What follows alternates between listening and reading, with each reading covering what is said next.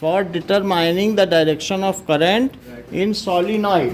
तो if, ठीक है, view the direction of current from the axis of solenoid. If the direction of current हमारे पास यहाँ पर अगर मान लीजिए ऐसे है, तो तुम इसकी एक्सिस पे खड़े हो जाओ,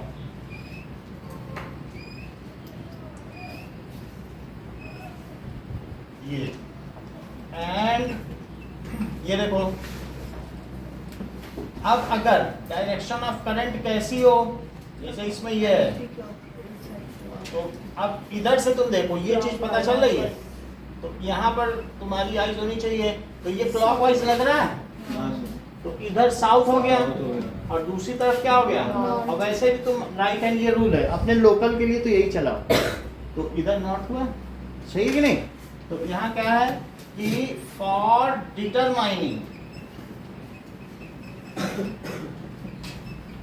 determining direction of current in solenoid, देखो polarity in solenoid, polarity in solenoid, view the direction of current, sentence पूरा करो अर्पिता, डायरेक्शन ऑफ करंट, इस सेंटेंस को पूरा करो। By right hand thumb, right hand thumb तो इसमें कहीं है ही नहीं, बहुत अच्छा। From the axis of, good listening is good learning, from the axis of solenoid, यानी आगे बोलो,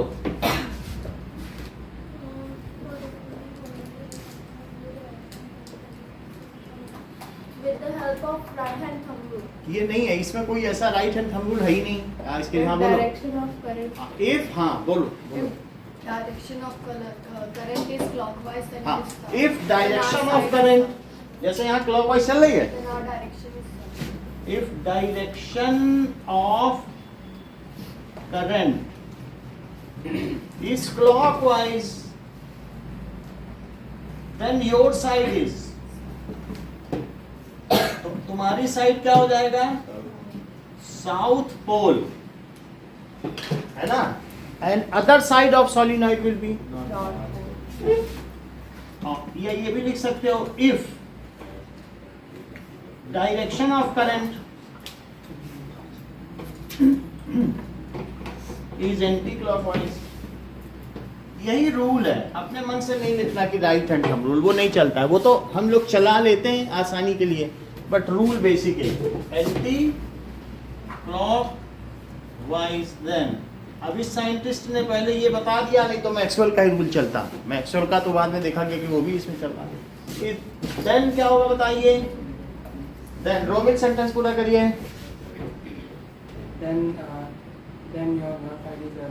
your side is, your side यही है, बुक में चल रहा है, north pole, and other side is south pole, other end of solenoid is south pole. Of solenoid is south. इतनी बात समझ में आ गई। तो ये तो सोलिनॉइड के लिए हो गया। So is the magnetic field at the edges of solenoid uniform और नॉन यूनिफॉर्म? हाँ, चलो सृष्टि, बहुत अच्छा। सो जैसे कि सोलिनॉइड में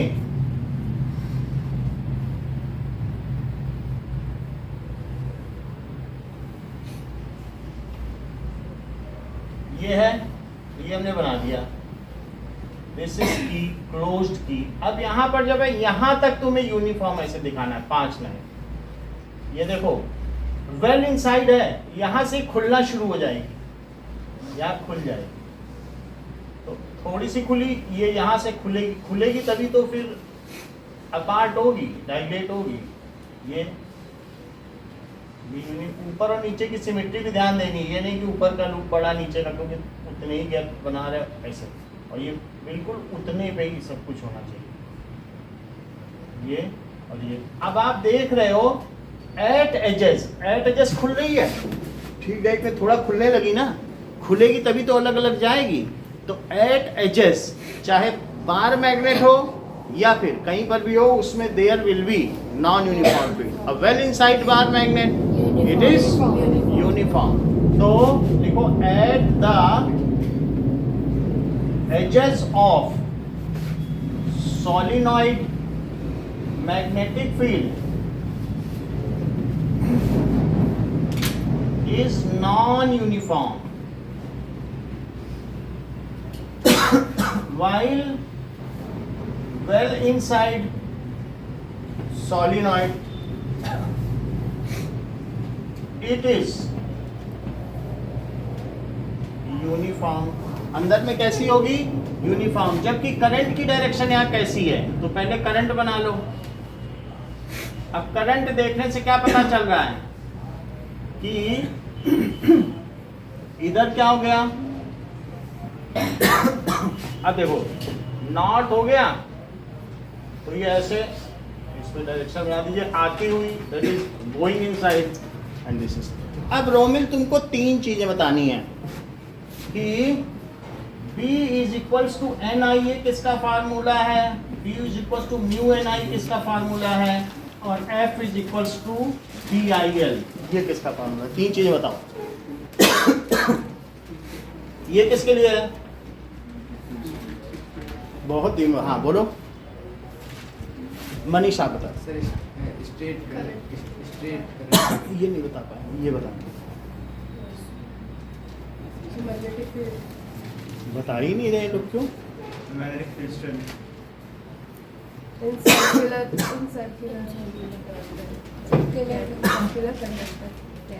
formula for magnetic field around circular coil. Arpita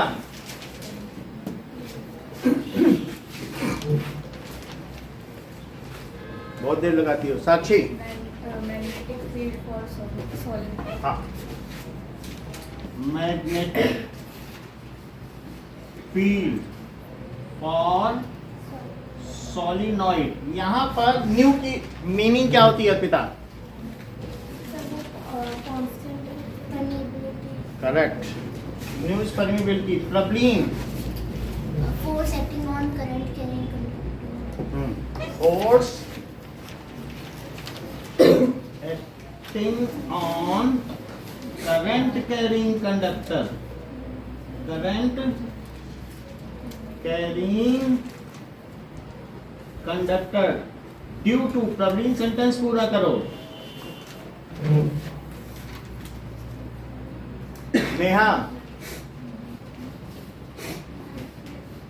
भाई ये बताती नहीं है। पियानी ड्यू टू मैग्नेटिक फील्ड। हाँ ठीक है, external magnetic field due to external magnetic field. अब देखें नीचे वाला साइड। हाँ, कहाँ पे बोलो? देन योर साइड से मतलब your side is not follow जाएगा अगर तुम्हारी तरफ करंट की डायरेक्शन एंटी क्लॉकवाइज है, नहीं? हाँ, अब ये देखें कि अगर कुछ चीजें अर्पिता से पूछी जाएं।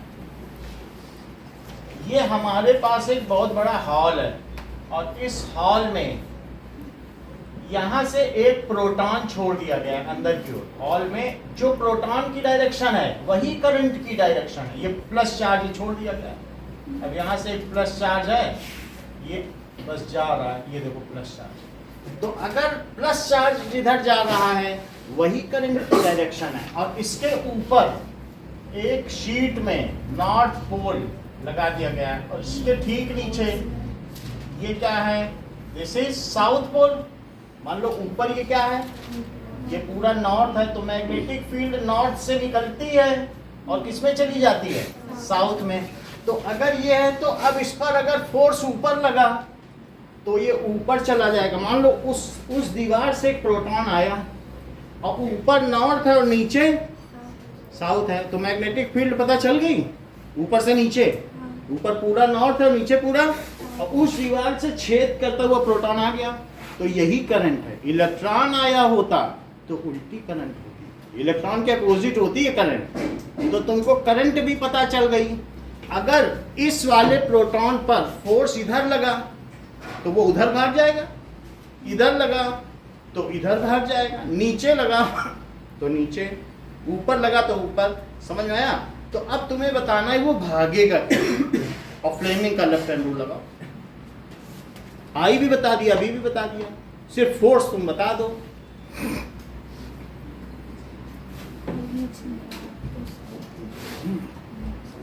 एफ बी आई, हाँ तुम्हारा बी सही नहीं है, बी ठीक करो। आई तो सही है, आई को लॉक करो, ये लेफ्ट हैंड रूल है, यही है ना लेफ्ट हैंड।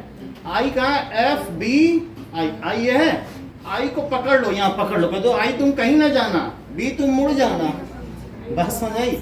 आई को लॉक करो, आई यही है ना, और बी किधर कर दो।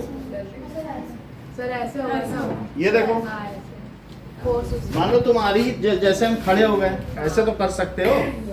देखो एफ बी आई, ये देख लो, आई देखो वैसे बनाओ हाथ जैसे मैं बना रहा हूँ, ऐसे करो, वो कर रही है, देखो तुम्हारी बगल वाली सही है। समझ में नहीं आया। ये देखो ऐसे बनाइए, तो आई कहाँ है आपका?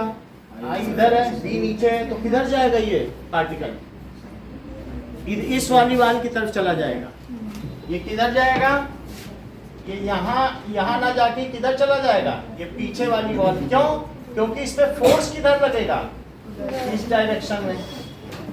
समझ आया? और बी किधर है? इस पर। ये आई की डायरेक्शन, और बी किधर है बताओ? ऊपर से नीचे, ये बी है, पूरे में यूनिफॉर्म। सर तो फोर्स की डायरेक्शन। तो अब जरा देखो, ये तुमने कर लिया, आई करो, आई आई बी, ये ठीक है, दिखाइए। आई कहाँ रखते हो? तो फोर्स से ज्यादा नहीं मोड़ना, परपेंडिकुलर सही है। Magnetic field. आई ठीक है, आई करो। ये एफ बी आई, आई तो इधर रखो ना, उधर जा, यहाँ से निकल। आई कहाँ है? यहाँ थोड़ी जा रहा है, इस वाली वाल में छेद किया इसने, और यहाँ जा रहा है, तो उधर आई ले जाओ, वो कितना अच्छा किए। अब बी कहाँ है? बी तो तुम इधर ले जा रहे हो, बी ऊपर से नीचे, बी भी तो देखो, देख लो, एफ बी आई पहले लिख लो, तब तुम्हें याद आएगा, क्योंकि अभी नए नए हो।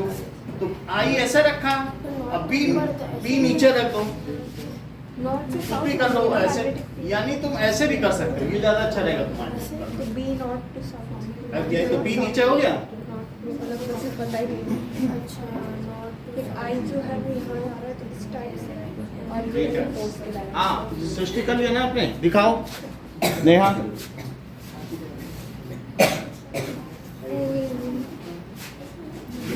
आई कहाँ है? आई ठीक करो, आई इधर करो, बी नीचे करिए। ऐसे नहीं होता है कि ऐसे उंगली नहीं मोड़ी जाती। पोजीशन हाँ, आई यहाँ से। आई गलत है, आई कहाँ ले जा रहे हैं?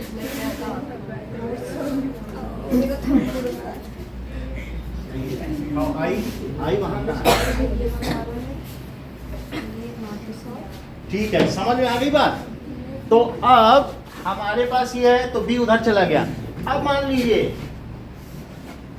यही चीज है, और यहां से फोड़कर एक चार्ज आया है, और ये नॉर्थ है, और इस तरीके से ये साउथ हो गया। दो चीजें बता दी गई हैं। तो आई का है। आई जो चार्ज जहाँ चल जाए, प्रोटॉन जहाँ चले हुए, क्योंकि पॉजिटिव चार्ज के चलने की दिशा को ही इलेक्ट्रिक करंट कहते हैं। What is electric current? That is the flowing of positive charge या cation is known as electric current होता है। तो बताओ, आई किधर कर रही हो? आई सही है, अब बी करो। सही है। आई बी करो। आई नीचे नीचे जा देखो। ऊपर जा रहे हैं। एफ बी आई लिखो पहले, एफ बी और आई ऐसे लिख लिया। अब देखो आई नीचे करो, सबसे पहले क्या करो, आई ये देखो आई नीचे है। अब बी कैसे करें, अब मान लो मैं आपकी तरफ ही बैठा हूँ, ऐसे बैठा हूँ, तो क्या मुझे ऐसे कर लेना चाहिए? इसमें- ध्यान दो भाई, हम ऐसे हाथ कर लें। आई आई देख लो, ये लिखा है मेरे में आई, आई नीचे है और बी किधर है। तो ऐसे में तुम ये बता दो सृष्टि कि ये कहाँ जाएगा चार्ज, मतलब कौन सी बात, बोर्ड की तरफ जाएगा ना। तो ये किस वाली तरफ चला जाएगा, बोर्ड की तरफ, क्योंकि इस पर इधर फोर्स लगेगा। सर ये ठीक है। दिखाइए तो आई बी, बहुत अच्छा, सही है, बढ़िया बढ़िया। आई बी, बी कहाँ है, बी सही है, यही है बी, देख बी अंदर ये इसमें क्या है? देख आ रहा है कि नहीं बी ऐसे, सही बनाया था ये बी, आप। हाँ ये सही है। ऐसे क्या आपको ये पता चल नहीं था, बस ठीक है, एकलव्य। हाँ चलो, आई ये बी तो तुम गलत ही बना रहे हो, बी ही तुम्हें नहीं माना। बी क्या साउंड से ना उठ जाए, बी तो ठीक करो, तुम हाथ ही नहीं मोड़ना चाहिए। कार्बन ऐसे करो ना। अच्छा है। बोलो सही है, हाँ नहीं हाँ करो। सर ये जो ठीक है। पॉजिटिव चार्ज किस तरफ जाएगा ये हमें कब पता चलेगा? अब ये आई की तुमने, डायरेक्शन। ये देखो फोर्स किधर लग रहा है, फोर्स इधर लग रहा है, गिरा कहाँ चार्ज, ऊपर से गिर गया, किसी ने ऊपर छेद करके प्रोटॉन टपका दिया, बेचारा ग्रेविटी से गिरता जा रहा है तो वो नीचे जा रहा है। और नीचे जा रहा था, लेकिन अब फोर्स इस पे किधर लगा, तो नीचे जाते हो फोर्स इस पे लगे, कोई चीज नीचे गिरे तुम इसको धक्का देते रहो, मारते रहो, तो यहाँ नहीं चलाएगा। सही है कि नहीं? चलो सर जो फॉर्मूलाज हैं इनमें कोई क्वेश्चंस आते हैं? फार्मूले पे खूब क्वेश्चन आएंगे, फार्मूले इस पे भी खूब क्वेश्चन आएगा। एक क्वेश्चन अभी इन टेक्स्ट में है, वो करवाते हैं। तो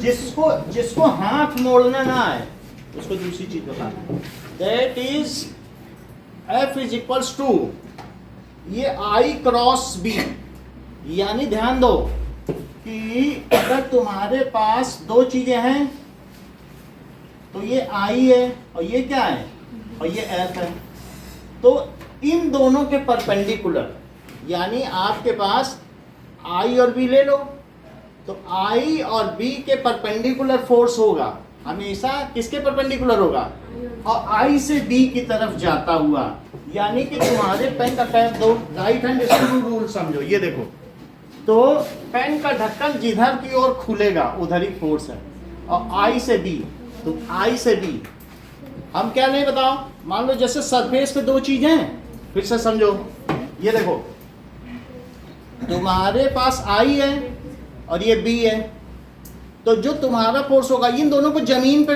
लिटा लो, I और B को लिटा लो और I से B की तरफ हाथ रखो, वही फोर्स है। ये यही राइट हैंड थंब रूल जिंदाबाद। I और B फिर से समझो, देखो I और B है और यहाँ पे क्या करते हैं, थंब ऊपर कर लें, ये फोर्स है, मतलब कर्विंग ऑफ फिर से समझो, अभी बता दे रहे हैं, ये तुम्हारी तरफ क्या है I और B। अब देखो मैं राइट हैंड का रूल लगा रहा हूँ, है वही चीज लेफ्ट हैंड का, लेफ्ट हैंड रूल देखो I B, तो थंब ऊपर हुआ, देखो है। अगर ऐसा ना करना चाहोगे तो हमारा तो हाथ नहीं मुड़ता, अभी टूट जाए हड्डी तो सर आप ऐसा, मतलब मेरा ये बात ये देखो, I से B की तरफ जाओ और जिधर थंब जाए फिर से देखो, और ये भी दोनों रूल लगा के दिखा दे, आज भी ऐसा है, ये I है, ये दोनों परपेंडिकुलर है, I B को जमीन में लिटा दो, ऐसे थंब रख दो। सो अब इसको लिखे कैसे, नहीं मतलब सर अगर जैसे किसी उसमें फोर्स नीचे लगे तो उसमें कैसे पता चलेगा? ये देखो बहुत अच्छी बात कही, इन्होंने कहा हमें कैसा पता चले थंब ऊपर रखना है, तो ये राइट हैंड स्क्रू रूल, यानी I से बी की तरफ इसे खोलो और ये जिधर निकल जाए उधर ही फोर्स है।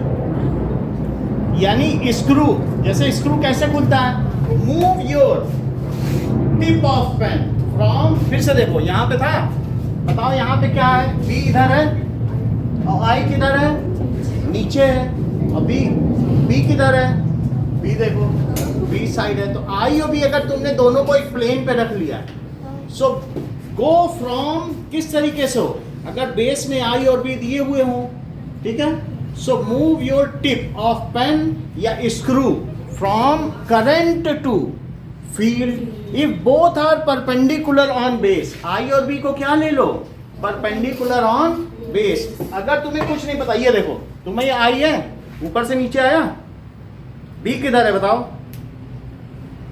बी यहां देखो इधर गया, ऐसे रख लो, पेन तो रख सकती हो, और पेन रखने के बाद शान से आई से बी जाओ,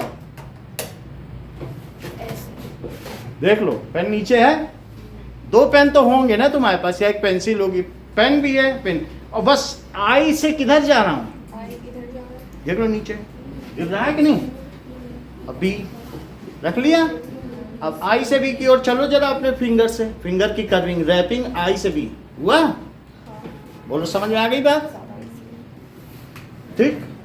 तो इससे तुम्हें हाथ कहीं नहीं मोड़ना है, इट इज वेल साइंटिफिक, तो थंब राइट एंड थंब चल। तो यहां मैं ये कह रहा हूं कि ऐसी स्थिति में ये देखो थंब ये है और तुम्हें कैसे फिंगर ले जानी है, बोलो।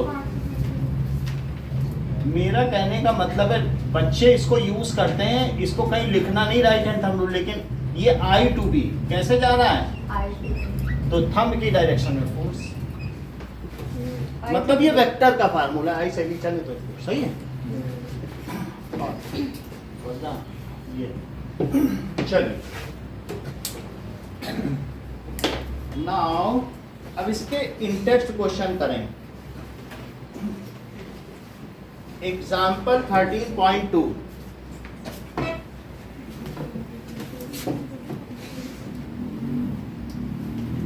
13 हो गए आपके बुक के हिसाब से, 12.2 now an electron enters a magnetic field at right angle to it। तो फील्ड के राइट एंगल में एक इलेक्ट्रॉन एंटर किया, तो अब जरा देखिए as shown in figure, field किधर है, ऐसे ये फील्ड हो गई, और इलेक्ट्रॉन कैसे आया, ऊपर से नीचे गिर गया, लेकिन इलेक्ट्रॉन के नीचे आने का मतलब तुम क्या समझते हो, करंट कैसी होगी, नाउ करंट की डायरेक्शन जो होगी वो ऊपर होगी अगर इलेक्ट्रॉन नीचे गिर रहा है।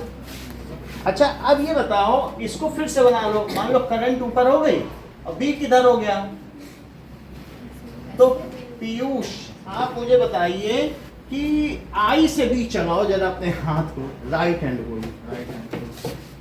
आई से बी, या तो लेफ्ट हैंड रूल ही पूरा लगा लो, तो आई से बी जाओ तो अंदर है फोर्स, नहीं लेफ्ट हैंड रूल लगाओ, आई किधर है, इलेक्ट्रॉन ऊपर, बी किधर है, ये देख लो, सर करंट इलेक्ट्रॉन का अपोजिट चलता है ना, हाँ देखो इलेक्ट्रॉन नीचे तो करंट ऊपर बना ली, अब तुम अपने इसी लेफ्ट हैंड रूल ही लगा लो, आई ऊपर, बी ये देखो, बी इधर, तुम देखो ये इन्होंने भी चालाकी की, इन्होंने कहा अच्छा इधर ध्यान दो, बोले बी तुम इधर आना चाहते, लो तुम इधर मतलब ये भी एक अच्छा नियम है, कहाँ जाओगे बी, ये वहां ये मैनिपुलेट कर रही उंगली, ऐसा नहीं चलेगा, उनको जो जैसे करना है, ये चीज ये सीधी होनी चाहिए, ये देख लो यहां से यहां तक ये हड्डी मोड़नी नहीं चाहिए, ये तुम्हारी ये मुड़ रही है, ये चीटिंग कर रहे हैं, ये सीधी, अब देखो बी किधर, इधर, बी इधर नहीं है, बी यहाँ सही है, और आई लो बी ने इधर सही, आई किधर है, ऊपर है, तो बी को इधर रखा है, आई ऊपर, तो फोर्स इधर आया, सही है, ओके समझ में आ गई बात, बताओ। आई ऊपर देखो, ये देखो इन्होंने भी बहुत अच्छा किया है, सब लोग देखो, है ना, मतलब less listening is less learning. अच्छा एग्जांपल, इन्होंने हमने कहा हड्डी नहीं मोड़नी चाहिए, अच्छा नहीं मोड़नी चाहिए, लो मोड़ के दिखाओ, ये भी तो मुड़ जाती है सर। हमको ये नहीं दिखाना है कि मेरी तो मुड़ जाती है, मुड़नी नहीं है, रूल लगाना है, सही है। ये सीधी होनी चाहिए यहाँ से यहाँ तक। तो इसका क्या मतलब हुआ, अब हम इसको कैसे लिखें, where the force will act, तो जिधर फोर्स लगेगा उधर ही इलेक्ट्रॉन जाएगा, तो तुम्हारा फोर्स किधर लग रहा है, बोर्ड की तरफ। सो इलेक्ट्रॉन अगर ऊपर से ये रहा तो बोर्ड की तरफ चला जाएगा, ठीक है। चलो इस चीज को लिखें, option is D, into the page as per Fleming's left hand rule, electron will experience force due to external magnetic field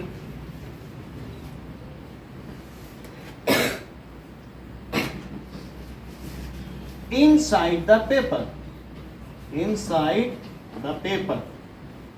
so it will go inside paper, ठीक है। बाहरी चुंबकीय क्षेत्र से किसी इलेक्ट्रॉन पर लगने वाला बल आपके पृष्ठ के लंबवत और उसकी तरफ उन्मुख होगा, ये चीज है। So it will go inside paper. ये पूरा मत, हाँ इधर का नहीं करें, ये बस नीचे वाला। ओके नेक्स्ट इज, एक क्लास में साक्षी आप एब्सेंट रही हैं, कोई अगर इशू हो तो हमसे पूछ लीजिएगा डायरेक्शन से संबंधित, that is in text questions. Which of the following property of a proton can change while it moves freely in the magnetic field? अब जरा देखो, बहुत अच्छी बात कही है, ये नया नियम। मान लो ये हमारे पास एक मैग्नेटिक फील्ड है जो आपकी तरफ नहीं आ रही है, क्या वो बोर्ड की ओर जा रही है? अच्छा ये देख लो, तो इस बोर्ड की ओर जा रही थी, यानी पिछली वाली वाल से इसकी तरफ आ रही, वो नॉर्थ था और ये क्या था, साउथ। और यहां से एक इलेक्ट्रॉन इस तरफ से, ये पूरा ऐसे समझो जैसे भीष्म के तीर नहीं लगे हुए थे, सब ऐसे ऐसे तीर जा रहे हैं, और तभी इधर से एक इलेक्ट्रॉन प्रोटॉन आया और बोला देखो मैं इंटर कर रहा हूं, ये इंटर कर गया अर्पिता, प्रोटॉन, समझ में आई।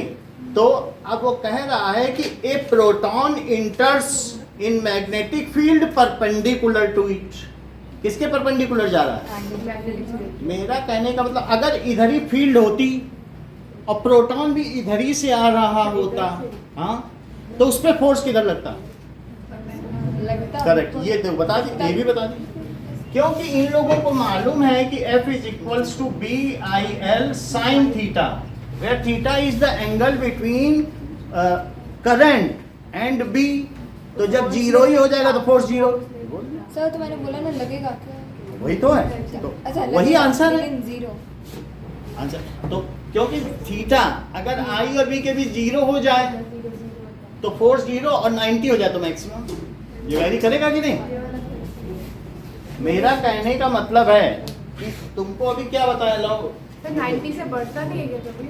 ये देखो, नहीं ये I है और ये क्या है B, तो I और B है, फोर्स हमेशा ऐसे लगेगा।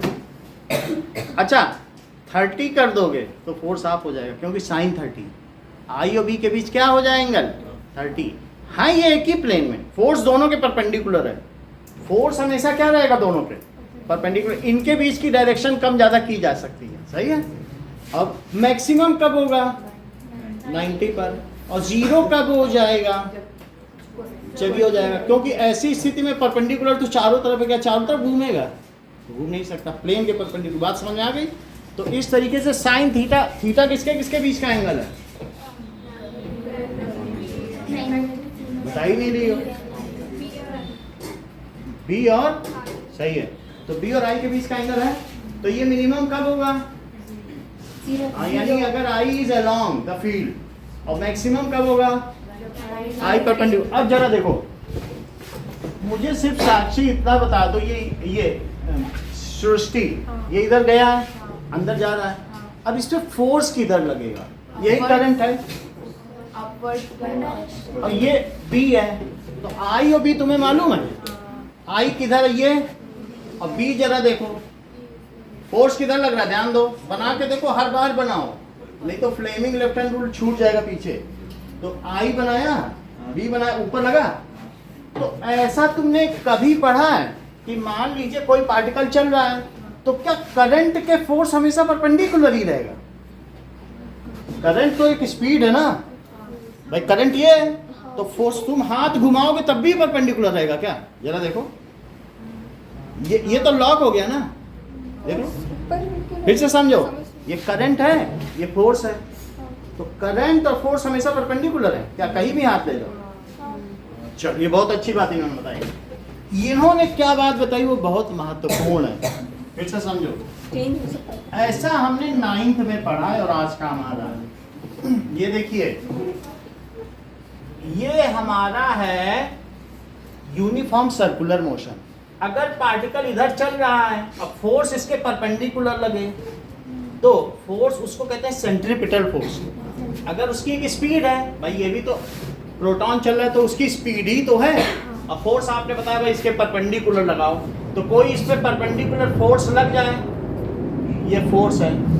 कोई चीज यहाँ जा रही है, ऐसे आ रही है, तुम इसको ऐसे ऐसे मारो तो क्या वो घूम नहीं जाएगी? तो फोर्स क्या लग रहा है? परपेंडिकुलर। अच्छा, ये प्रोटॉन अगर ये इधर आ जाए, या एक कोई भी साइक्लिस्ट है और फोर्स परपेंडिकुलर लगे, तो क्या ऐसी स्थिति में वो यूनिफॉर्म सर्कुलर पाथ अडॉप्ट कर लेगा? यूनिफॉर्म सर्कुलर मोशन होती क्या है? इफ फॉर ए पार्टिकल, जैसे अर्थ पर भी सन हमेशा अपनी ओर फोर्स लगाता है, तो फिर अर्थ को सर्कुलर मूव करना पड़ता है। ये देखो, ये सन है और ये क्या है, तो ये हमेशा gravity is a central force. If earth is moving like this, तो वो इधर खींच रहा है Fg, जबकि ये अर्थ की वेलोसिटी है, स्पीड है। फिर अर्थ यहाँ आ गई, then also it will be pulled by the gravity of sun, तो फिर से ऐसे चलना पड़ेगा। यहाँ पर भी देखो, ये इधर आना चाहती थी, लेकिन सन ने इस पर एक क्या लगा दिया, परपेंडिकुलर फोर्स, फिर ये यहाँ आ गई, तो फिर क्या होगा, ये जाना इधर चाहती थी, लेकिन इस पर फोर्स कैसे है, परपेंडिकुलर। तो इस तरीके से ये कैसा पाथ अडॉप्ट कर लेगी? ये देखो, यहाँ पर भी ये जाना ऐसे चाहती थी, so this is Fg. So what is the case of centripetal uniform circular motion का ईशान क्या केस है बताइए?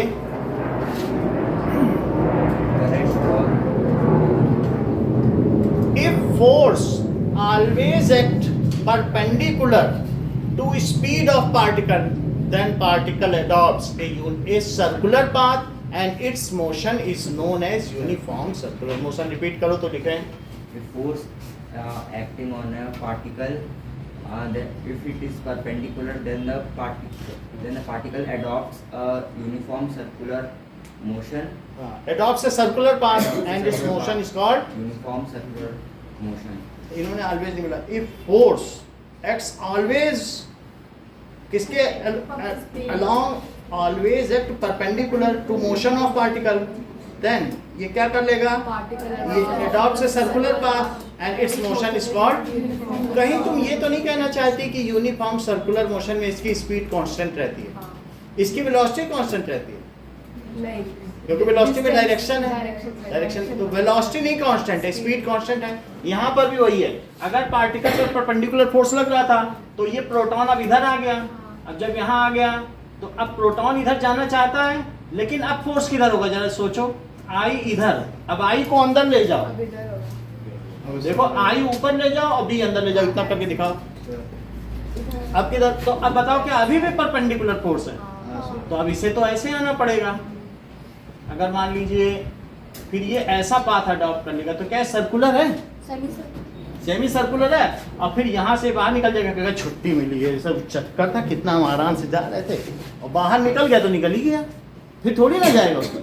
लेकिन जितनी भी देर तक वो ये फील्ड में रहा, उतनी देर तक हमेशा इस पर परपेंडिकुलर ना, चाहे कहीं भी रहा हो, तुम्हारी इलेक्ट्रॉन की डायरेक्शन इधर होगी, तब भी तो तुम्हें फोर्स तो आई के तो परपेंडिकुलर रखना ही पड़ेगा। देख लो, तुम आई को ऐसे कर लो, ऐसे जा रहा है, अब बी तो अंदर है, तो फोर्स ऐसे नहीं परपेंडिकुलर, ये देख लो, आई ऐसे है, बी तो अंदर है, तो ये तो परपेंडिकुलर है ना, ऑर्थोगोनल सिस्टम है नहीं, ऐसा ही बात की नहीं।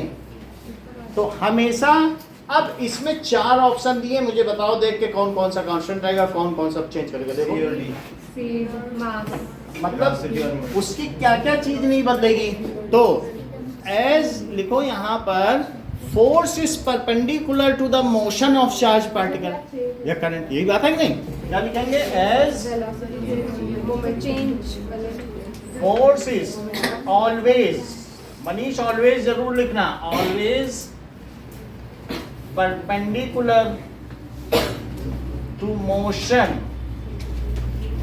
of proton, so it, ये क्या करेगा, ट्रेस ए सर्कुलर पाथ, क्या कर लेगा, ट्रेस लिख सकते हो या फॉलो, जो तुम्हें पसंद आए, follow a circular path and it's motion is uniform circular motion. तो इन ए मैग्नेटिक फील्ड कोई भी पार्टिकल छोड़ोगे वो गोल गोल ही घूमेंगे। अब देखिए इसमें क्या क्या चीजें कांस्टेंट इसकी रहेंगी। हाँ बताओ कहाँ तक। चलो तो इसमें तो पूछा है चेंज कौन कौन, आप बताइए क्या क्या चेंज होंगे। वेलोसिटी एंड मोमेंटम, ठीक है। इट्स स्पीड, स्पीड तो सेम रहेगी, and mass will not change. अच्छा, but direction is ever changing, direction तो हर पल बदलती रहेगी। Direction is ever changing, so velocity will change, क्योंकि वेलोसिटी में डायरेक्शन भी होगी, और वेलोसिटी से ही तो मोमेंटम बनता है, क्योंकि मोमेंटम में v विद वेक्टर आता है, स्पीड नहीं आती है। That is product of mass and velocity, so momentum will also change. Will also, इसका संवेग भी बदल जाएगा। Always also change.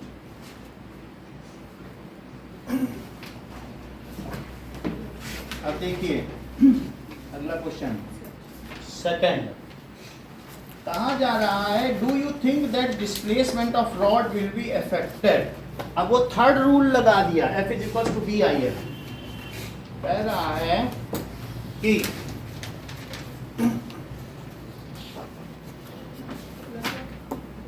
Question number 2 देखो कि एक रॉड है, जैसे हम लोगों ने कल देखा था, ऐसे रॉड थी और उसको ऐसे यहाँ पर ऊपर की ओर करंट उसमें जा रही, और बगल में क्या रख दिया था, एक ऐसे मैग्नेट रखा था कि नहीं। तो ऐसी स्थिति में ये नॉर्थ साउथ ऐसा कुछ बना लो।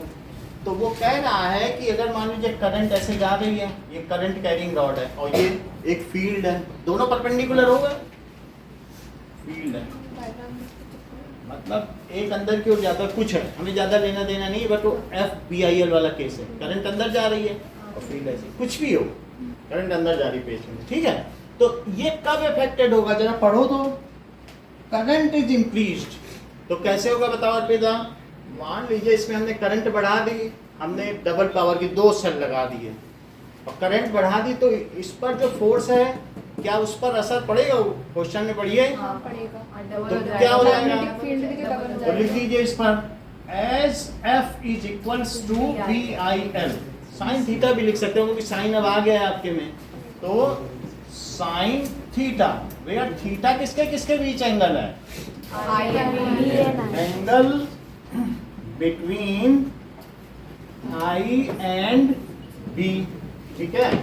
तो आई अभी समझ में आ गया। जैसे इन्होंने कहा कि सर इसे एल लिख देते तो जरा ज़्यादा ही अच्छा रहता, लेंथ ऑफ रॉड। तो लेंथ भी सही है, क्योंकि वास्तव में आई वेक्टर क्वांटिटी नहीं है। आई क्या है, ये L vector quantity. Length of rod में करंट की डायरेक्शन में लेंथ लिया जाए। आई भी लिखना चाहते हो तो आई भी लिख सकते हो, दोनों चल जाएगा, अभी सब चल जाएगा। तुम्हें क्या ठीक लगता है, आई लिखे? आई लिखो, ठीक है। अच्छा अब मुझे बताओ, तो ये डायरेक्टली प्रोपोर्शनल है। अब क्या चीज, पहली चीज पूछी जा रही है, current. So if current is increased, तो सुप्रिया आंसर दो। अगर करंट इंक्रीज की जाएगी तो क्या होगा, आप बोलो। नेहा, एकलव्य, रोमिल, मनीष बताइए।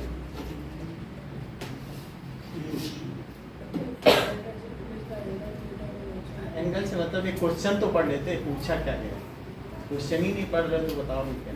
बोलो Anshika. Sir, the force will also increase. क्योंकि ये डायरेक्टली प्रोपोर्शनल है, ये बढ़ेगा तो ये बढ़ जाएगा। देन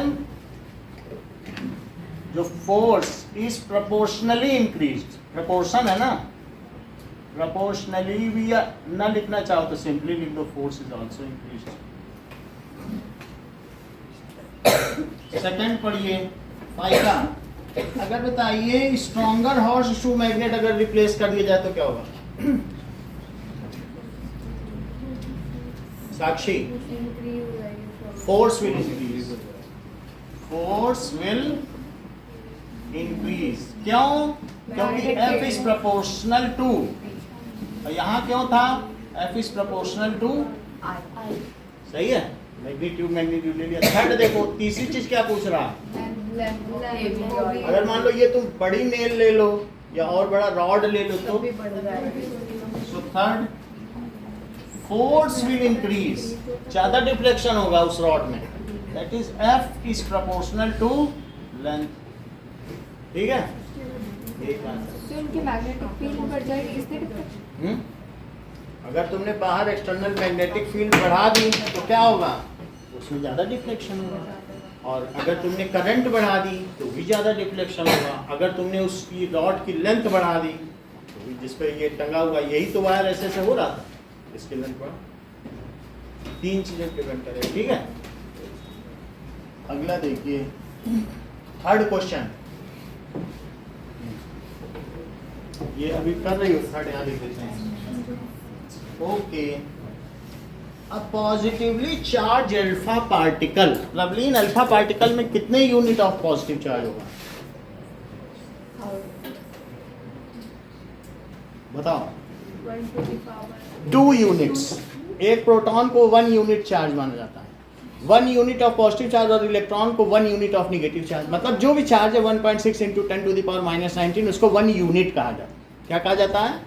देखो, इलेक्ट्रॉन का चार्ज कितना होता है, चार्ज बताइए, क्यूब माना जाएगा कि नहीं, -1.6 × 10⁻⁻19 कूलम। इसे क्या लिखेंगे, निगेटिव 1 यूनिट ऑफ चार्ज, ठीक है, 1 यूनिट ऑफ निगेटिव चार्ज। इसे क्या कहेंगे बताओ, 1 यूनिट ऑफ, ऐसा बोलचाल की भाषा में कहते हैं।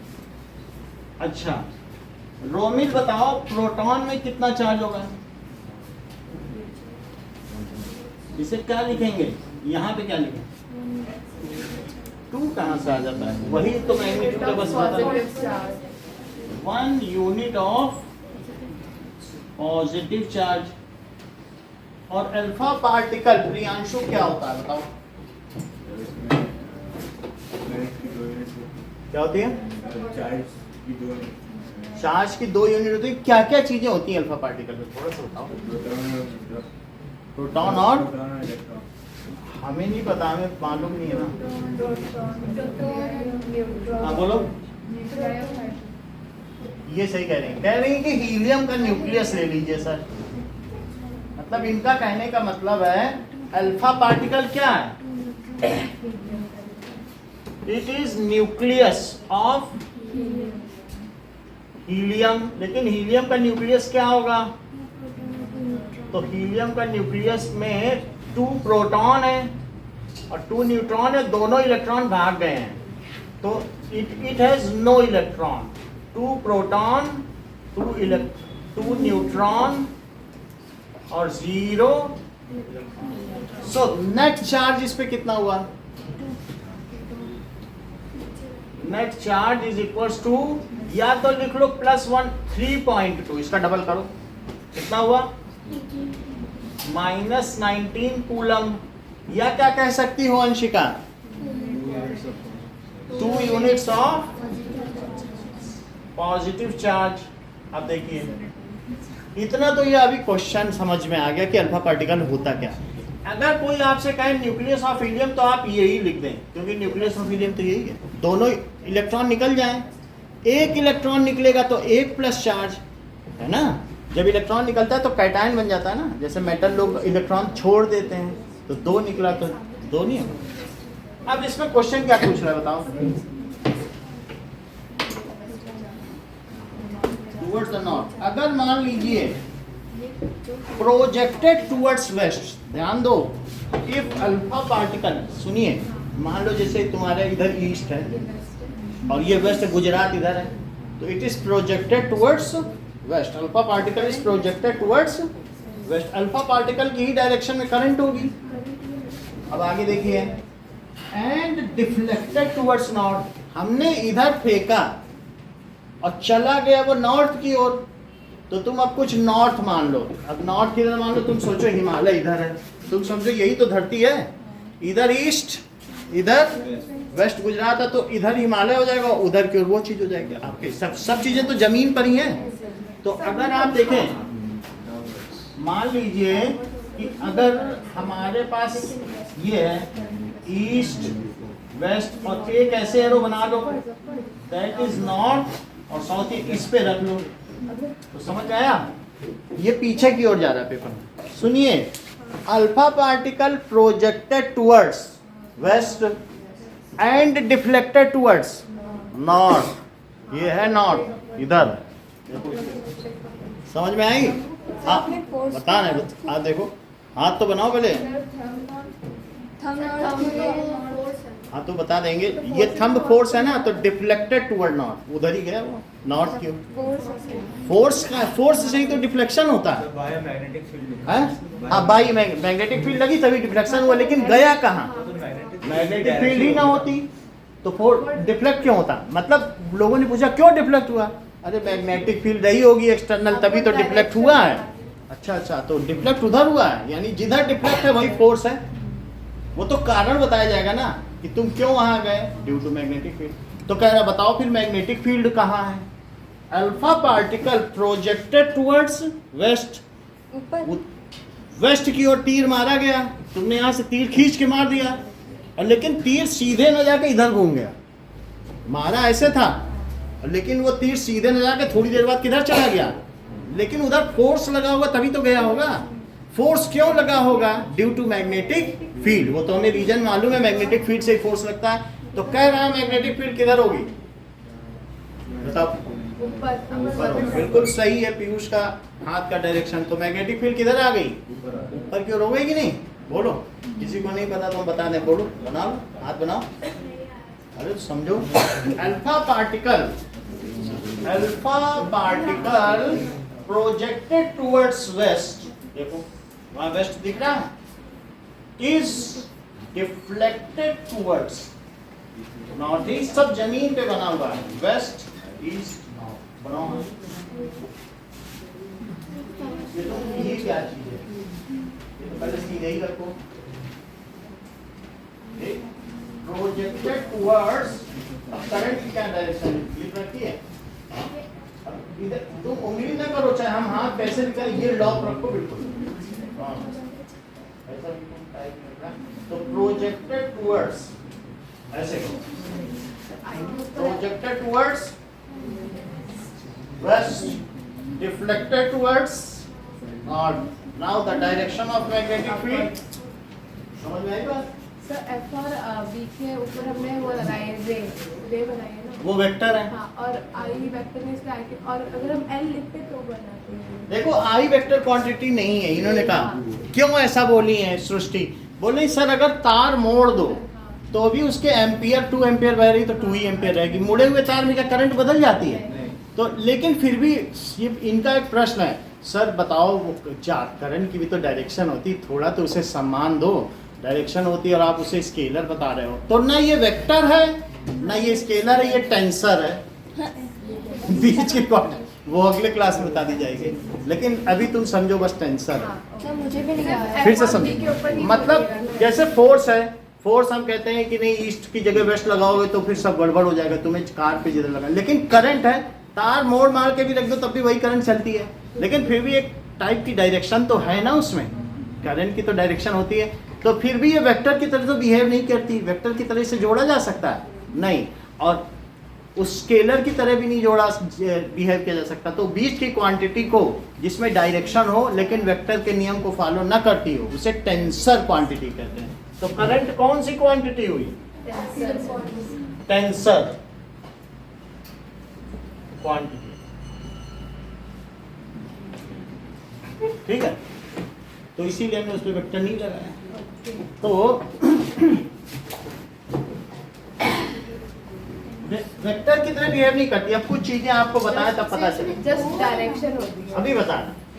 तुम ये बताओ कि मान लीजिए एक फोर्स इधर है और एक फोर्स इधर है, ये 2 न्यूटन है, ये 2 न्यूटन है।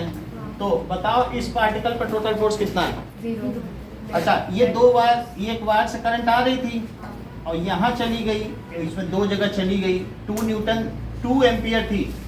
तो क्या इनमें 0 एम्पियर बहेगी कि 1 एम्पियर 1 एम्पियर बहेगी? तो क्या ये इसकी तरह नहीं बिहेव की ना? तो इस तरीके से अभी फिर सब सोचो, ये और ये 2 फोर्स लग रहे थे, 2 न्यूटन और 2 न्यूटन। तो जो इस डायरेक्शन में फोर्स लगेगा वो कितना लगेगा? सिंपली एक वो बना लो स्क्वायर, तो ये 2√2 न्यूटन लगेगा परपेंडिकुलर लॉ। लेकिन अगर यहाँ पे एक करंट है और ये करंट है और दोनों इस वायर से जा रही थी, तो क्या वही चीज है रिजल्टेंट करंट?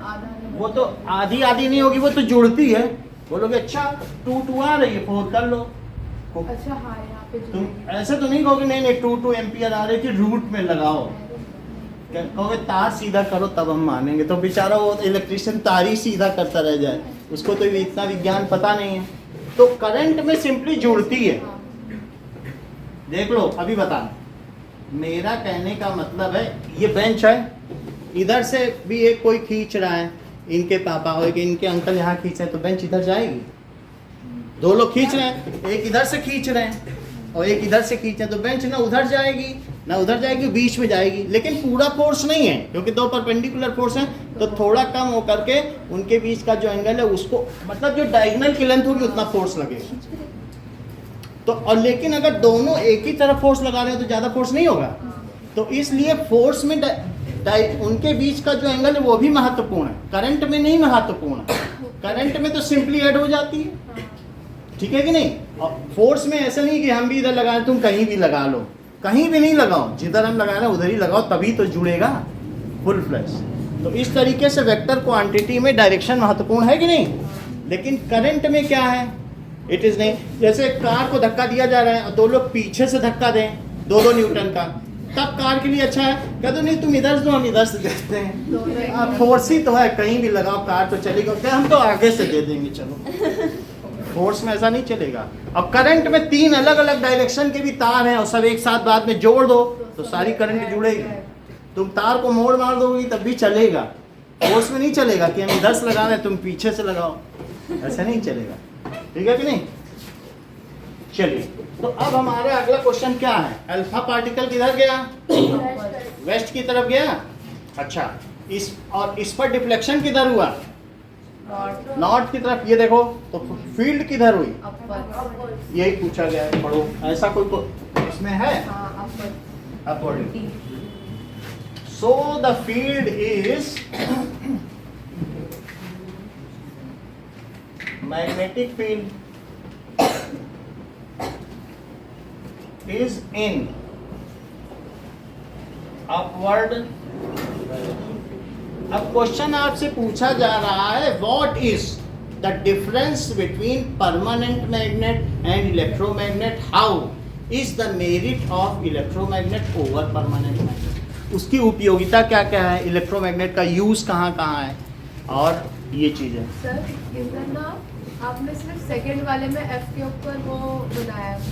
देखो तो क्या हर जगह बनाना है कि जब ये मेरा कहने का मतलब है, जैसे ये एकेडमिक ध्रुवांशी हैं और डांसिंग ध्रुवांशी हैं, और तुम सिर्फ एकेडमिक हो। मेरा कहने का मतलब है अगर तुम दोनों की तुलना की जाएगी तो तुम एकेडमिक हो। जैसे मैं स्पीड की तुलना करूं, किससे स्पीड की तुलना करूं, वेलोसिटी से, तो अब मैं कहूंगा कि स्पीड, ठीक है, अब जैसे किसी भी चीज की स्पीड होती है इज, अब स्पीड है ये देख लो, मैग्नीट्यूड ऑफ स्पीड और वेलोसिटी है, ये 15 मीटर इसने यहाँ से यहाँ तक मूव कर लिया और ये 3 सेकंड में, लेकिन डिस्प्लेसमेंट तो इतना ही हुआ 10 मीटर का, और 3 सेकंड ही लगा, तुम यहाँ से यहाँ करोड़पात में गए। तो मुझे बताओ ये जो स्कूटर ऐसे गया है तो उसकी स्पीड क्या है बताइए, क्या पाथ लेंथ अपॉन टाइम, और बताओ वेलोसिटी क्या है, क्या डिस्प्लेसमेंट अपॉन टाइम। तो इसकी वेलोसिटी कितनी हुई, 10/3 हो गई, यानी 3.3 या 2 सेकंड ले लो अपनी आसानी के लिए। ये चलो ये 2 सेकंड और ये भी 2 सेकंड, तो ये 2 से डिवाइड किया तो 7.5। स्पीड ज़्यादा हो सकती है लेकिन वेलोसिटी तो कम भी होगी, जीरो भी होगी, तुम कहीं जाके घर आ गए, डिस्प्लेसमेंट ही जीरो। समझ में आ गई बात कि नहीं। तो अब मैं ये कहना चाहता हूँ कि अगर इनकी तुलना की जाए तो स्पीड कितनी आई बताइए, 7.5, और वेलोसिटी, तो अब क्यों तुमने इसे 5 मीटर पर सेकंड नहीं बोला, बोलो। क्योंकि तुम्हें मालूम था कि ये वेलोसिटी है, तो 5 मीटर पर सेकंड टुवर्ड्स राइट बोलो, ये ज्यादा बड़ी बात। 5 मीटर पर सेकंड टुवर्ड्स राइट। तो मैं यहाँ पर ये क्या कह रहा हूँ कि the magnitude of speed is always greater than और इक्वल टू, कभी एक डायरेक्शन में हो, टू मैग्नीट्यूड ऑफ ये, और नहीं तो सिंपली भी बोल सकता है speed is greater than magnitude of velocity. Magnitude बड़ी, यहाँ समझ में आई बात। तो मैं ये कहूँगा कि Srishti Adhikari is talented then the academic Dhruvanshi. अब मैं यहाँ ये नहीं कह रहा हूँ कि डांसिंग ध्रुवांशी, क्योंकि वो एस्पेक्ट तुम्हारे पास है ही नहीं। तो इधर से इधर भी समझ में आ गई बात कि नहीं। और यानी इसके साथ 2 एस्पेक्ट जुड़े हुए हैं, तो तुम्हें यहाँ ये बात करनी पड़ेगी। अब यहाँ देखो, जब मैं आई के साथ इसकी तुलना कर रहा हूँ तो मैं इसके मैग्नीट्यूड की ही तुलना कर रहा हूँ, क्योंकि आई तो टेंसर है, आई के पास तो वेक्टर है ही नहीं, तो इसलिए मैं इन दोनों के मैग्नीट्यूड की तुलना कर रहा हूँ। लेकिन जब मैं इसके साथ इसकी तुलना करता हूँ तो फुल फ्लेज है, that is the vector force is directly proportional. समझ में आ गई बात कि नहीं, द वेक्टर की बात कर रहा हूँ। तो जिसकी जिससे तुलना करनी उसके पास क्या चीज है ये भी तो देखनी होगी कि नहीं। चलिए, तो अब हमारे में क्या है, magnetic field is in upward direction, so which option is correct now, D is correct. कौन सा, डी इज करेक्ट, डी लिखो। अब हम लोग देखेंगे the difference between electromagnet and permanent magnet.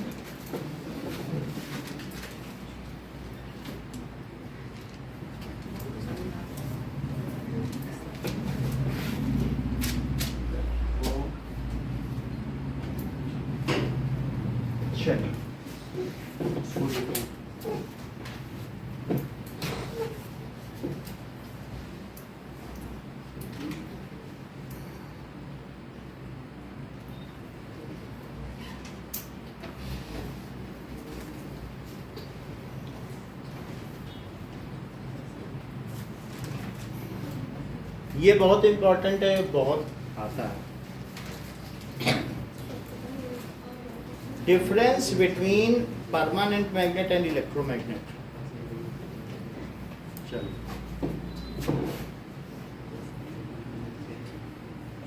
सो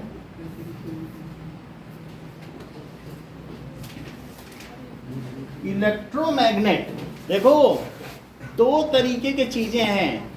तुमने कभी ऐसा देखा है कि कोई भी टूल है, टूल अगर मुड़ेगा तो टूट जाएगा, वो हार्ड आयरन का, लेकिन नेल मुड़ भी जाती है। तो तुम ये बताओ कि सॉफ्ट आयरन और हार्ड आयरन में अंतर क्या समझती हो? मेरा मतलब है जैसे तुमने आयरन है, आयरन में 1 किलो आयरन में 0.5 ग्राम कोयला मिला दिया, कार्बन, क्या हो जाएगा बताओ? हार्ड हो जाएगा। और क्या उसमें कभी जंग नहीं लगेगा? नहीं लगेगा, क्योंकि वो अलॉयड हो गया है। और उसी का नाम पड़ गया स्टेनलेस स्टील, उसमें दाग रहित लोहा, नाम ही क्या पड़ गया बताओ? यानी हार्ड आयरन है, सिर्फ अलॉइंग कर देने से उसके फ्री इलेक्ट्रॉन बॉन्डेड हो गए कार्बन से, वरना मेटल में फ्री इलेक्ट्रॉन है। तो स्टेनलेस, क्योंकि ऑक्सीजन से अगर वो रिएक्ट करता तो क्या रस्ट बन जाती? तुमने उसमें इलेक्ट्रॉन ही नहीं छोड़े, बोले जो फ्री हैं चलो शाम को जाओ वहां पर कैंप हो रहा है, समर कैंप, सब लोग कार्बन से बॉन्ड बनाओ, तो वो बॉन्डिंग में जुड़ गए। अलॉइंग करने से उसके फ्री इलेक्ट्रॉन सब खत्म हो जाते हैं, अब वो ऑक्सीजन से रस्टिंग नहीं कर सकते हैं। तो इस तरीके से अलॉयड व्हील हो, जैसे बाइक्स के आजकल अलॉयड व्हील हैं, उसमें रस्ट नहीं लगता, वरना पहले उनकी पेंटिंग की समस्या आती थी, तो उससे वो रोबस्ट हो जाता है।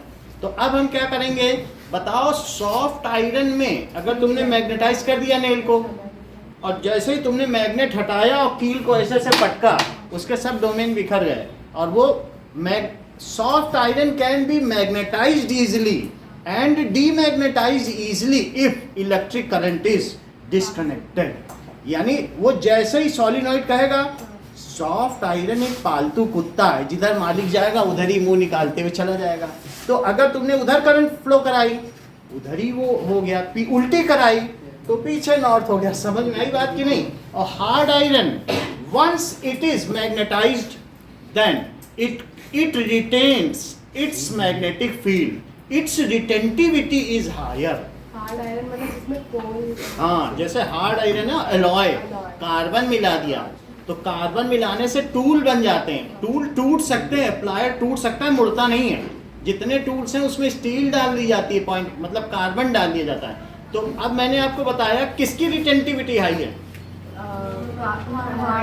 Hard iron once it is magnetize. तो ये किससे बनेगा बताओ? हार्ड आयरन से। और ये किससे बनेगा? In this hard iron. क्यों? क्योंकि इलेक्ट्रोमैग्नेट में तुम जिधर चाहोगे उधर तुम साउथ बना लोगे, पोलैरिटी बदल के या किसी ना किसी तरीके से उसको बदल लोगे। तो उसको तुम बदल सकते हो कि नहीं? तुम्हें कभी नॉर्थ भी बनाना होगा, कभी साउथ भी बनाना होगा, कभी करंट बदल दोगे। सॉलिनॉइड में तो म्यू एन आई के हिसाब से तुम करंट बदल के या नंबर ऑफ वाइंडिंग्स बदल के इसको चेंज कर सकते हो फील्ड, इसमें नहीं की जा सकती। तो इस रिटेंटिविटी किसकी आई बताओ ईशान? सॉफ्ट आयरन की कि हार्ड आयरन? सॉफ्ट की हाई नहीं है, ठीक से समझो। यानी पहले रिटेंटिविटी समझ लो, सॉफ्ट आयरन और हार्ड आयरन में अंतर, तब हम इस पर आ पाएंगे कि देखिए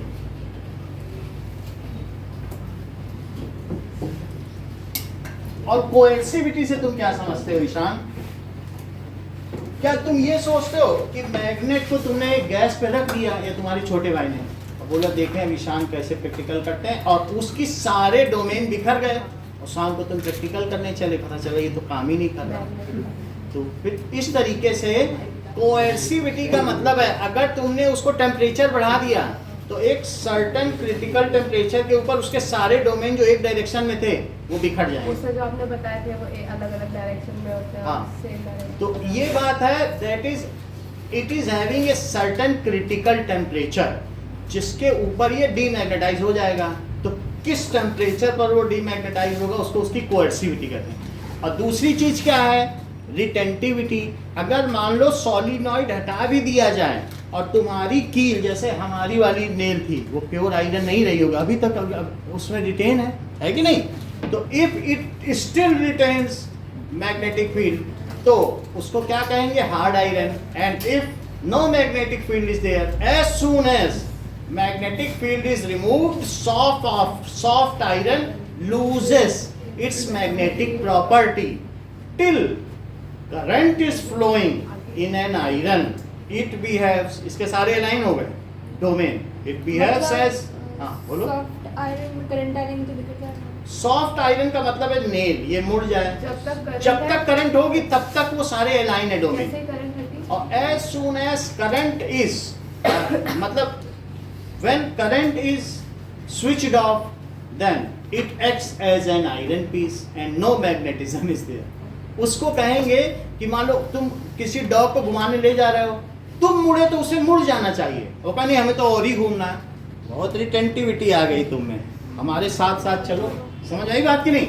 वो जिधर तुम चलो वो तो तुरंत मुड़ जाए, तब कहोगे ये वफादार है।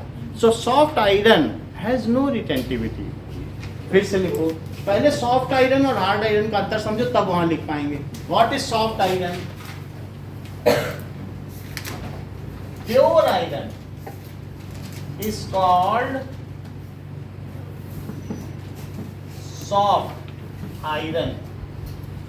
It has bending property. Bend हो जाएगा, bending property. Nails, iron के जो nails हैं are made of सर अलग अलग टाइप के मैग्नेट के लिए अलग अलग टेम्परेचर होता होगा ना? क्या चीज? अलग अलग टाइप के मैग्नेट्स के लिए अलग अलग टेम्परेचर होता होगा ना जब वो? हाँ, तो वो एक पर्टिकुलर टेम्परेचर है, तो वो क्रिटिकल टेम्परेचर है या क्राफ्ट टेम्परेचर उसका नाम है, साइंटिस्ट के नाम है, अलग अलग है। तो हम बस उस ये समझे critical temperature above which till it is retaining it's magnetism. Soft iron समझ गए, नेल इसका बनेगा। अब हार्ड आयरन क्या है? हार्ड आयरन को कास्ट आयरन भी कहते हैं, पिग आयरन भी कहते हैं, और नहीं तो क्या कह सकते हैं? Hard iron. और कुछ लोग, प्रियांशु जैसे लोग, इसको एलॉयड आयरन बोल रहे हैं, जबकि ध्रुवांशी इसे स्टेनलेस स्टील बोल रहे हैं। अब जिसका आपको लेना है आप अपने हिसाब से। इतने सारे नाम नहीं, ये तो हम लोग डेली बेसिस पे यूज कर रहे हैं, जो कास्टिंग के लिए, मशीनों की कास्टिंग में इसका यूज कर रहे हैं। तो मशीन ऐसा तो नहीं है कि इतनी बड़ी मशीन है वो साइड से मुड़ गई मुड़ जाएगी, सारा सिस्टम ही खराब हो जाएगा। वो जो उसमें से निकाल ली वो हमारे प्रोडक्ट्स ही गड़बड़ निकलने लगेंगे। उससे कहना है कि तुम टूट जाना, लेकिन मुड़ना नहीं, क्योंकि नहीं तो हम इनपुट डालेंगे सब तुम बेकार निकालो। उसको उसका फर्ज नहीं कि अपने मन से मुड़ जाए और टेढ़ी मेढ़े होकर कुछ भी निकाले। तो कास्ट आयरन भी है, पिग आयरन भी है, कच्चा लोहा, ढलवा लोहा या स्टेनलेस स्टील, इन सब के नाम लोग हिंदी में जानते हैं लेकिन इंग्लिश में नहीं जानते होंगे। तो ये कौन सा लोहा है बताइए? कच्चा लोहा। जब जमीन से मिलता है तो वो कैसा होगा? कच्चा लोहा। और क्या इसी से तुम मशीन ढालते हो? तो इसका नाम क्या है? ढलवा। ढाल दिया कोई चीज तो ढलवा लोहा। और नहीं तो हार्ड आयरन भी, एलॉयड आयरन भी। ठीक है, अब देखो, if little amount of carbon is added to pure iron then it is called hard iron. If iron is alloyed, alloyed है कास्ट मेल्टेड, यानी मेल्ट करो तब कास्ट करो, पूरी तरह से मिलाना पड़ेगा ना। Iron is alloyed with little amount of carbon, then it is hard iron. It is non-rusting. ये non-rusting, ठीक है, non-rusting हो जाएगा। और साथ में इसकी टेंसाइल स्ट्रेंथ भी काफी ज्यादा हो जाएगी, एंड मुड़ेगा नहीं। एंड इट्स टेंसाइल स्ट्रेंथ ज्यादा लोड ले लेगा, strength increases.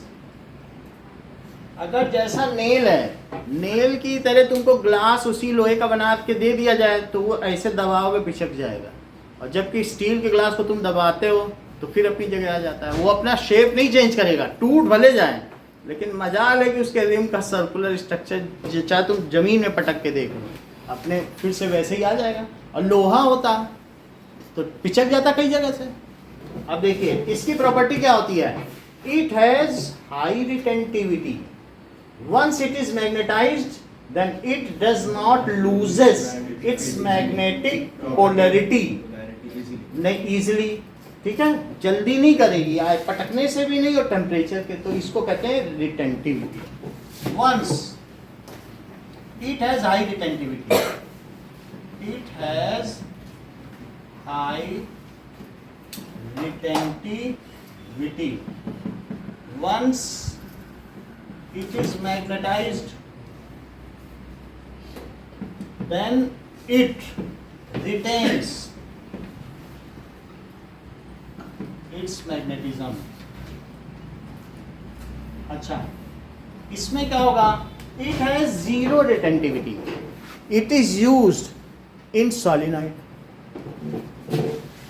It has zero retentivity का सुप्रिया क्या मतलब है?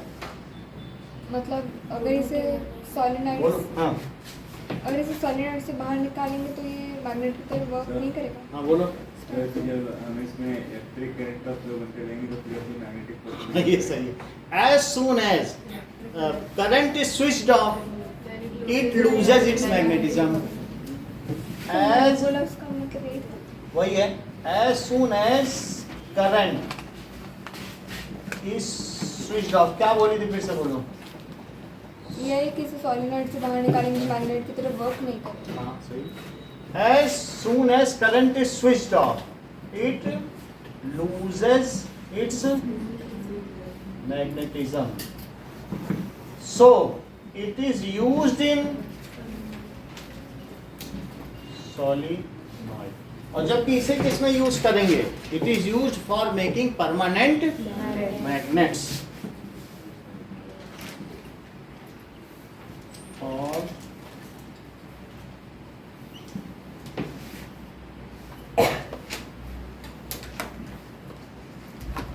चलिए अब डिफरेंस पे आ जाएं।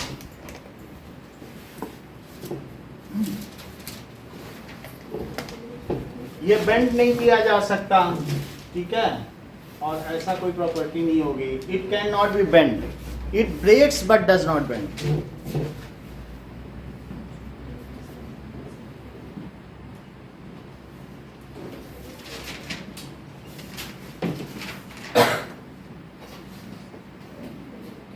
सर रेंटिविटी की लाइक डेफिनेशन क्या होगी? रिटेंटिविटी का ना, यानी once any ferromagnetic substance is magnetized, then अगर मैग्नेटाइज कर दिया तो the tendency of a ferromagnetic substance to retain its magnetic field once it is मतलब मैग्नेटाइज्ड, करंट लिखने के बाद भी अगर वो उसका मैग्नेटिज्म है तो वो रिटेंटिव रिटेन करता है, रिटेन से रिटेंटिविटी। सो टेंडेंसी कोएर्सिविटी का मतलब है कह दो अरे तुम तो मैग्नेटाइज हो गए, अब तुमको वो कुत्ता उधर ही चला जा रहा है, उसको अब हड्डी दिखाओ, ये देखो हड्डी जीरो पे आ जाए, कह दो बिल्कुल जीरो रहना है, तो कितनी उल्टी करंट फ्लो करानी पड़े कि वो आप उसको उल्टी करंट फ्लो कराओ कि जिससे फिर से वो बिल्कुल न्यूट्रल हो जाए। So how much reverse current is to be flowed to make it to behave as a neutral is called coercivity. अगर कोएर्सिविटी को उतना ज्यादा हम ध्यान नहीं दे रहे, लेकिन तुम्हें मालूम है, मान लो नॉर्थ पोल बन गया है, अब तुम चाहते नहीं है फिर से सीधा साधा हो जाए, ना नॉर्थ चले ना साउथ, तो उल्टी करंट फ्लो कराओगे तभी तो डोमेन उल्टे आने लगेंगे। अब तब तक थोड़े बहुत डोमेन उल्टे आ जाएं और थोड़े उधर ही रह जाएं, और जब उसका जीरो हो जाए मैग्नेटिज्म, बोलो देखो मुझे इतनी 10 एम्पियर तक कराई थी और 2 तक उल्टी करवानी पड़ी 2 एम्पियर, तब जाके ये जीरो पे आया। So how much reverse current is flown to a iron to make it to behave as neutral is करना मुश्किल होगा ना, हैं? करना मुश्किल होगा ना, पता किससे? मुश्किल होगा, हमें इन सबसे ज्यादा मतलब नहीं, बस रिटेंटिविटी समझ लो, वो तुम्हारे काम का है कि once a ferromagnetic substance is magnetized, the tendency of a ferromagnetic substance to retain its magnetism once it is magnetized, खरीद के लाते हो परमानेंट मैग्नेट, तो उसका फर्ज है भी नहीं कि वैसा ही बना रहे। तो तुम्हें एक अच्छे परमानेंट मैग्नेट में क्या गुण चाहिए? क्या उसको हाई रिटेंटिविटी चाहिए कि नहीं? तो इसलिए रिटेंटिविटी क्या है? सर रिटेन मतलब बनाए रखना। हाँ, कोई भी चीज अगर आप रिटेन कर रही हो तो रिटेंटिविटी। सो उसी से ये वर्ड आया, वर्ब से आया, तो that is a ferromagnetic substance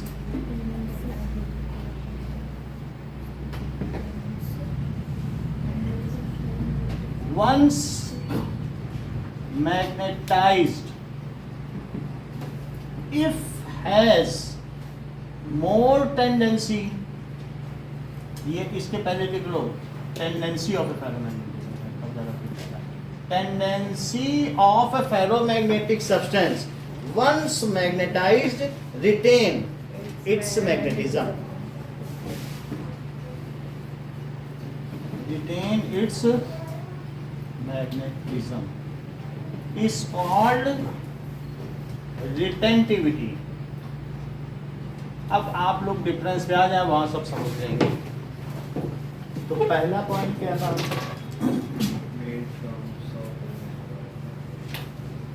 Now, electromagnet in this soft iron is used as a core material.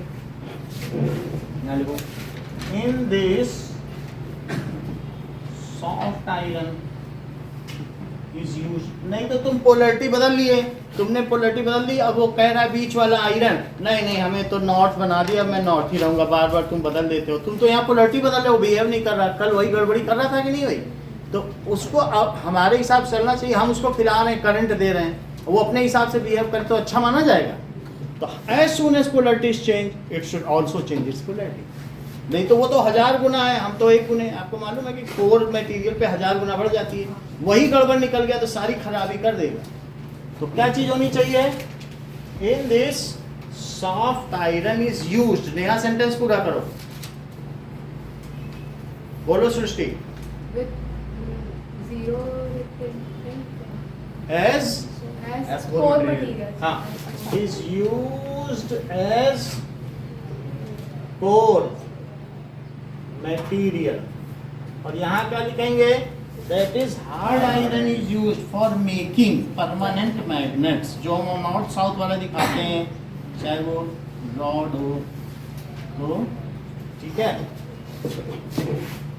It is made of alloys। बहुत सारी एलॉय होती हैं, सिर्फ यही नहीं है, कार्बन नहीं मिलाते, निकिल भी मिला सकते हो, क्रोमियम भी मिला सकते हो, कुछ भी मिला सकते हो। तो it is made of alloys.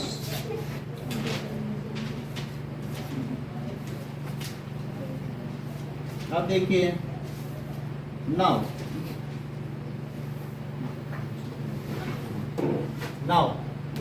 it produces magnetic field as long as electric current is fed into it। जब तक इलेक्ट्रिक करंट फेड करोगे, खिलाओगे, तब तक तो करेगा। रिपीट करो।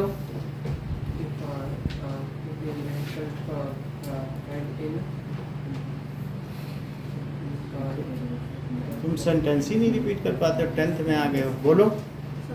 हाँ तो सही, यही तो चीज हमें पता करनी है। हाँ बोलो। It gives out magnetic field till the current is filled. हाँ, so it ये क्या करेगा बताओ? प्रोड्यूसेस। कब तक प्रोड्यूस करेगा? Magnetic field. Until it is हाँ बताओ अंशिका।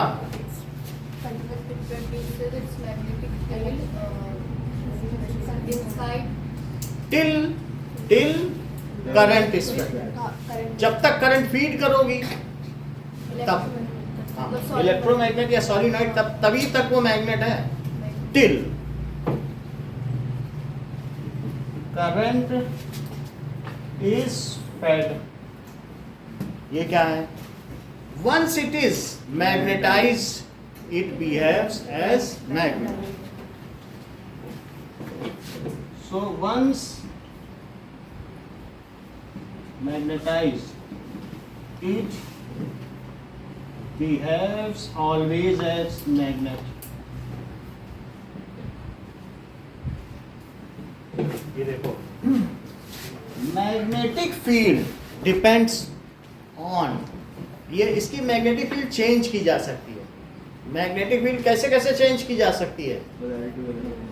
मतलब करंट बदलकर, number of turns per metre, per unit length हो गया ना, क्योंकि n का मतलब है कि number of turns per metre. So its magnetic field strength can be changed by changing the magnitude of current, number of turns and core material. Its magnetic field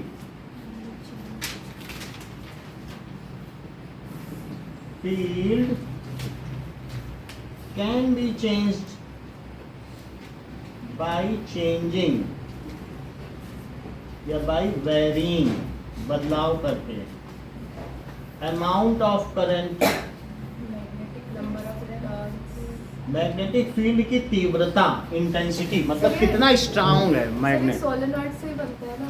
solenoid है, और सॉलिनॉइड को अगर मोड़ दो तो टॉरॉइड, मतलब ऐसा भी हो सकता है कि सोलिनॉइड के जो दो एंड थे ना ऐसे ऐसे जोड़ दिए तो वो रिंग मैग्नेट बन जाएगा। तो उसका क्या नाम है, ऐसा भी यूज होगा, उसको कहते हैं टॉरॉइड। सही है। और वैसे होगा ऐसे है। तो अब ये रिंग की तरह काम करना। रिंग मैग्नेट भी स्पीकर्स में इन सब में बहुत यूज होते हैं।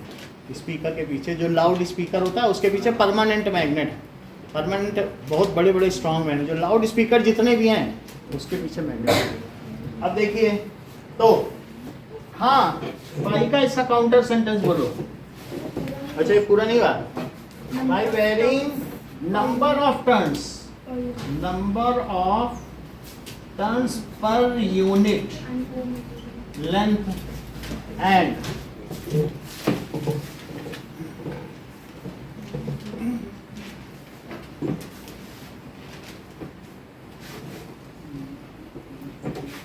पर यूनिट लेंथ एंड। अच्छा इसी को शुक्रिया पूरा करो। पर यूनिट लेंथ एंड अरे यार कुछ ये अरे तो तुम बता नहीं पाते। हाँ बोलो।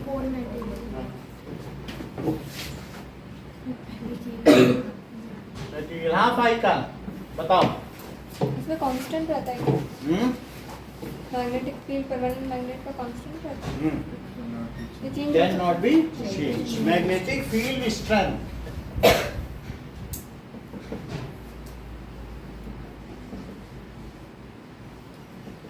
Can not be varied.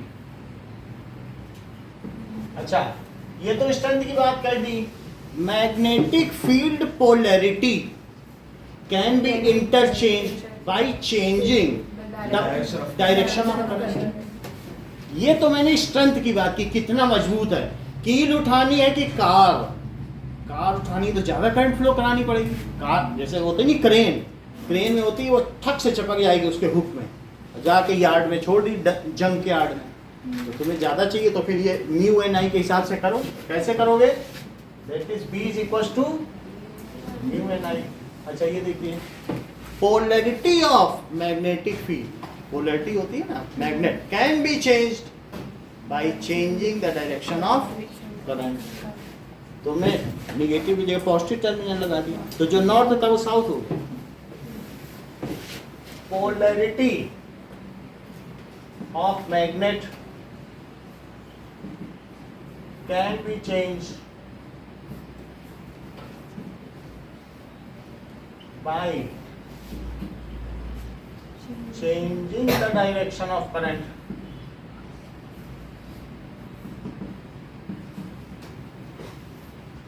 ठीक है, क्योंकि हम उसके कंस्ट्रक्शन में तो जाएंगे नहीं, हम उस सॉलिनॉइड के सेंस ऑफ वाइंडिंग चेंज कर पाएंगे, लेकिन जितना हमारे हाथ में है तो पिन तो बदल ही सकते हो। कौन अंदर तो नहीं जाएगा, मशीन है वो पूरी।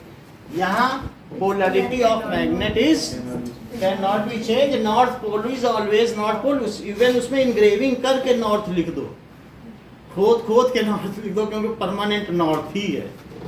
ऐसा लिखा जाता है कि नहीं कई मैग्नेट में? तो इसलिए इसकी polarity of magnet can not be change. ये कंपास बनाने के भी काम में आता है, नेविगेशन के चेंज। हर फोन में एक मैग्नेट होता है, तभी तो नेविगेट करता है। अगला देखो,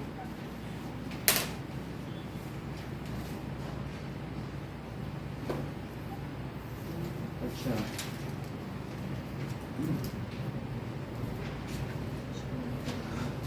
नाउ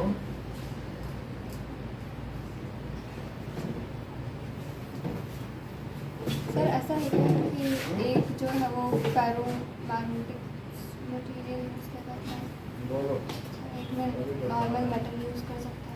क्या बताओ? एक में फेरो मैग्नेटिक सब्सटेंस यूज किया जाता है और एक में कोई भी मेटल यूज कर सकते हैं। कोई भी मेटल नहीं, ये सब फेरोमैग्नेटिक है। आयरन बेस है, आयरन में कुछ ना कुछ मिला दिया, निकल क्रोमियम मिला दिया। अगर तुम्हें अनअलॉयड चाहिए तो बस नियोडाइमियम ही है। नियोडाइमियम प्योर एलिमेंट है जो मैग्नेटिक तक बिहेव करता है, वरना अलग अलग निकल क्रोमियम या इन सब बनाए जाते हैं, बाकी में अलॉइन करके बनाया जाता है। और एक Fe3O4 भी जो लंदन में पहाड़ है, मैग्नेटाइट, नामी मैग्नेटाइट है, तो वो भी ऐसा है। बाकी तो सब अलॉयड है। अब इनके इसका यूज और बता दें। Uses of electromagnets and permanent magnets. Speaker में, कंपास में, ये सब का यूज होता है। तो स्पीकर वो एक इलेक्ट्रिकल स्पीकर नहीं आता है ऐसा, ऐसा स्पीकर देखा है और पीछे मैग्नेट लगा रहेगा। लाउड स्पीकर में ऐसा स्पीकर होता है, उसमें पीछे नीचे बेस पे मैग्नेट है। तो वो तो हम बता देंगे आगे, बट उसमें रहता है। अभी इसके आगे देख लीजिए। चलिए नाउ ये किस में रहेगा? Used in cranes. Electric cranes होंगी किसी चीज को लिफ्ट करने के लिए, ठीक है। और इसके अलावा इलेक्ट्रोमैग्नेट को इलेक्ट्रिक बेल में भी यूज कर सकते हैं। इलेक्ट्रिक बेल में यूज करेंगे। और कहाँ यूज करेंगे? मतलब वही सॉलिनॉइड ही रहेगा। जो तुम्हारे कान में हेडफोन है उसमें भी सॉलिनॉइड, उसका यूज होगा। इसका कुछ साउंड से लेन देन है क्या? है? बोलो। इसका कुछ साउंड से लेन देन है? साउंड से कुछ लेन देन नहीं है, मतलब इन सब का यूज किया जाएगा। एक स्पीकर की तरह इसका यूज कर रहे हैं कहीं कहीं पर, जैसे यहाँ पर है। आगे हम इसका मतलब बताएंगे, क्योंकि हमें स्पीकर से रिलेट करके बताना पड़ेगा ना। और इसको हम सब में यूज करेंगे, ठीक है। जो हम बोल रहे हैं, तुम्हारा फोन उसको क्या कर रहा है? हमारे बोलने में मैकेनिकल है, उसको वो इलेक्ट्रिकल सिग्नल में बदलेगा कि नहीं? तो वहां पर फिर इसका काम पड़ेगा। और तभी तो ईयरफोन से सुनाएगा गाने को इलेक्ट्रिसिटी में बदलना, फिर उसको फिर से मैकेनिकल। तुम सुन सकते हो वो चीज मैकेनिकल है, लेकिन जो तार से जा रही है वो चीज क्या है? इलेक्ट्रिकल। तो इलेक्ट्रिसिटी से अगर तुम्हें फिर से मैकेनिकल वेव चाहिए, तो तुम्हें एक इलेक्ट्रिकल वेव है, उसको कोई मीडियम चाहिए। मैकेनिकल वेव को भी मीडियम चाहिए, एयर चाहिए, लेकिन दोनों के मोड अलग अलग हैं। उसके लिए मैं थोड़ा सा और आगे हम बाद में देखेंगे उसको, हमें अभी नहीं देखना है। बस ये समझो यहाँ यूज हो रहा है। ये कहाँ यूज होता है? Making compass, making permanent magnets and loud speaker. Loud speaker के पीछे यहाँ लगा रहेगा, ठीक है। सो used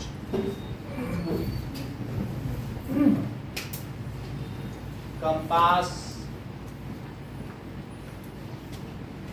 making permanent magnet and loud sir permanent magnets से मतलब वो सॉलिनॉइड से भी हम परमानेंट मैग्नेट बना सकते हैं ना, परमानेंट सॉलिनॉइड से ही परमानेंट मैग्नेट बनाया जाता है। अल्टीमेटली अलॉइंग करने के बाद रखोगे तो सॉलिनॉइड में ही, और फिर निकालते जाओ। एक घर में बस सॉलिनॉइड लगा लो, और तुम बस एलॉय मटेरियल के बाहर खरीद लाओ। मैग्नेटाइज करने के लिए तो सॉलिनॉइड से तो सॉलिनॉइड का काम है इलेक्ट्रोमैग्नेट का काम करना, उसको अपना बदल देना है। लेकिन सॉलिनॉइड की हेल्प से जो उधर उसका नॉर्थ है, तो तुम जब बाहर डालोगे उधर ही नॉर्थ हो जाएगा। फिर उसको बेच दो निकाल के परमानेंट। वो बनाया गया है सॉलिनॉइड के अंदर ही डाल के। परमानेंट मैग्नेट में लिखा है ना। हाँ, तो परमानेंट मैग्नेट्स बनाने के लिए तुम्हें मतलब वो परमानेंट मैग्नेट यही कह सकते हो, horse shoe magnet, bar magnet. Making कौन से magnets?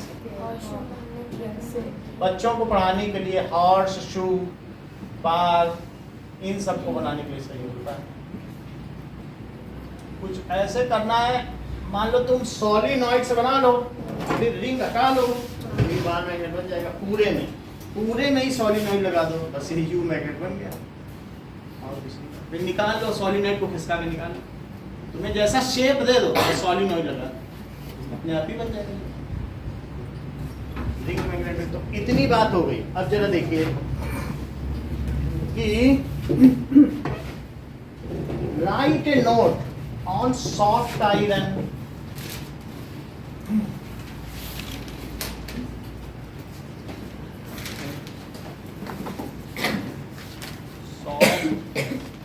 iron and hard iron. Second, state Latentivity Fleming's left hand rule.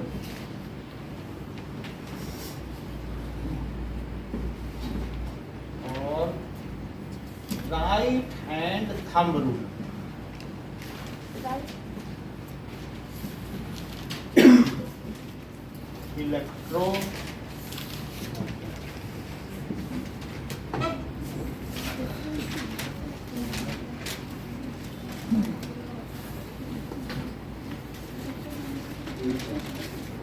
and question number 2 of in-text question.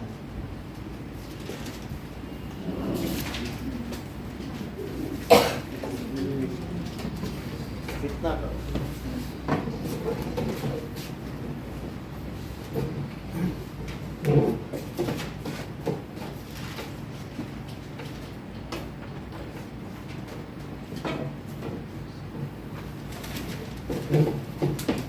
Sir electromagnet में कितना लिख रहा हूँ?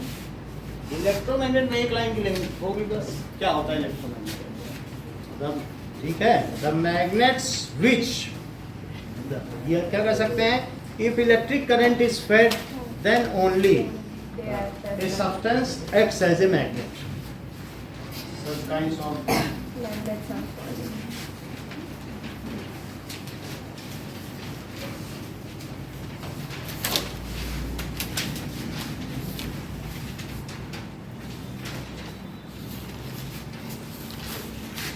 एक क्वेश्चन इसमें क्या हमारा दे दिया? Make a solenoid. सोलिनॉइड की रैपिंग के साथ बनानी है and show the direction of magnetic field in it. तो करंट का सर्किट भी बना देना. Make solenoid and show magnetic field around it. Field